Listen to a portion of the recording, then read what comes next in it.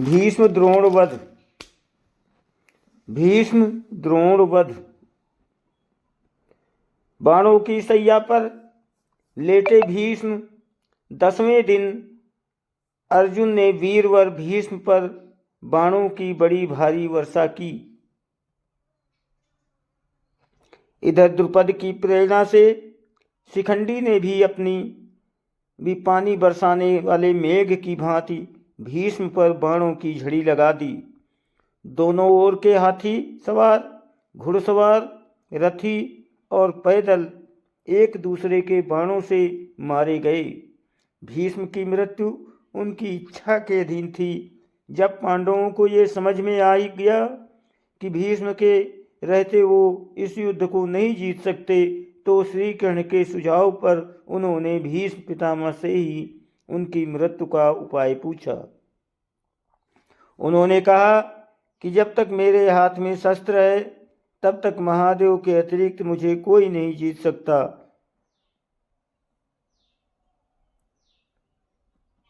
उन्होंने ही पांडवों को सुझाव दिया कि शिखंडी को सामने करके युद्ध लड़े।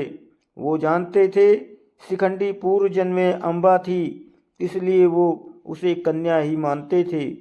10वें दिन के युद्ध में अर्जुन ने शिखंडी को आगे अपने रथ पर बिठाया।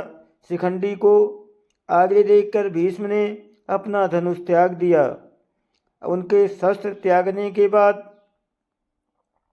अर्जुन ने उन्हें बाणों की सैया पर सुला दिया। वे उत्तरायण की प्रतीक्षा में भगवान विष्णु का ध्यान और स्तवन करते हुए समय व्यतीत करने लगे।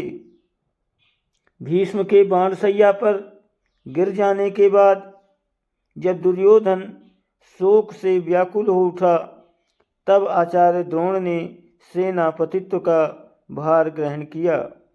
उधर हर्ष मनाती हुई पांडवों की सेना में धृष्टद्युम्न सेनापति हुए। उन्होंने उन दोनों में बड़ा भयंकर युद्ध हुआ जो यमलोक की आबादी बढ़ाने वाला था। 13वें दिन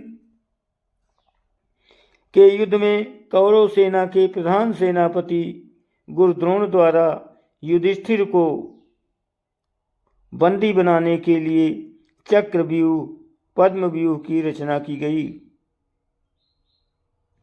पांडव पक्ष में केवल कृष्ण और अर्जुन ही चक्रव्यूह भेदन जानते थे, लेकिन उस दिन उन्हें त्रिगत नरेश बंधु युद्ध करते करते चक्रव्यूह स्थल से बहुत दूर ले गए। त्रिगत दुर्योधन के शासनाधीन एक राज्य था। अर्जुन पुत्र अभिमन्यु को चक्रव्यूह करना आता था, उससे निकलना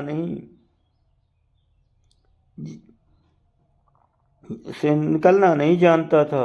जब वो अपनी माता के गर्भ में था और उसके पिता अर्जुन उसकी माता को ये विधि समझा रहे थे और बीच में ही उन्हें नींद आ गई। लेकिन जैसे ही अभिमन्यु ने चक्रव्यूह में प्रवेश किया, सिंधु नरेश जयद्रथ ने प्रवेश मार्ग रोक लिया और अन्य पांडवों को भीतर प्रवेश नहीं करने दिया। तब शत्रुचक्र में अभिमन्यु अकेला पड़ गया। अकेला होने पर भी वो वीरता से लड़ा और उसने अकेले ही कौरव सेना के बड़े बड़े योद्धाओं को परास्त किया, जिनमें स्वयं कर्ण, द्रोण और दुर्योधन भी थे। कर्ण और दुर्योधन ने गुरु द्रोण के निर्देशानुसार अभिमन्यु का वध करने का निर्णय लिया। कर्ण ने बाण चलाकर अभिमन्यु का धनुष काट और रथ का एक पहिया तोड़ दिया, जिससे वो भूमि पर गिर पड़ा और अन्य कौरवों ने उस पर आक्रमण कर दिया।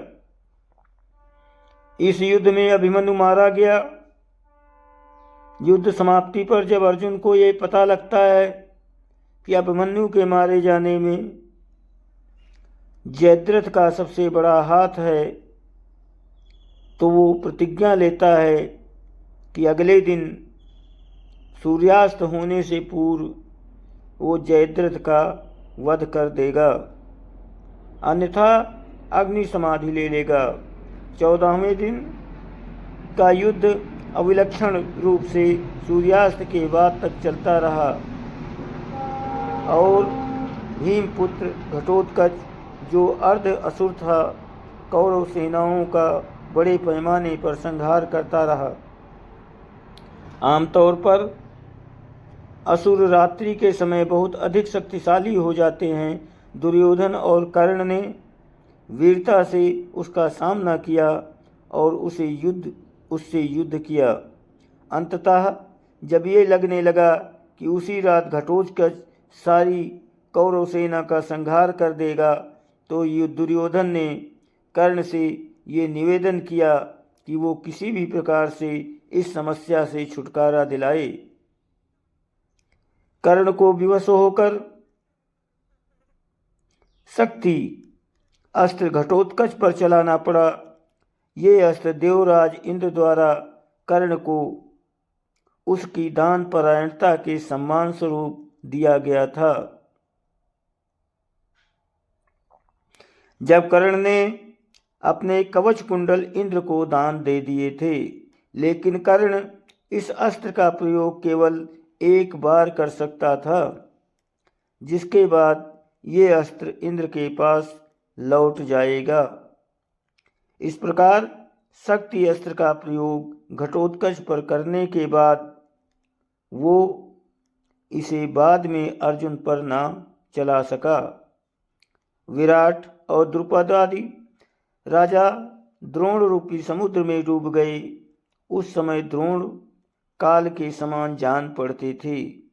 इतने ही में उनके कानों में ये आवाज आई कि अश्वत्थामा मारा गया। इतना सुनते ही आचार्य द्रोण ने अस्त्र शस्त्र त्याग दिए।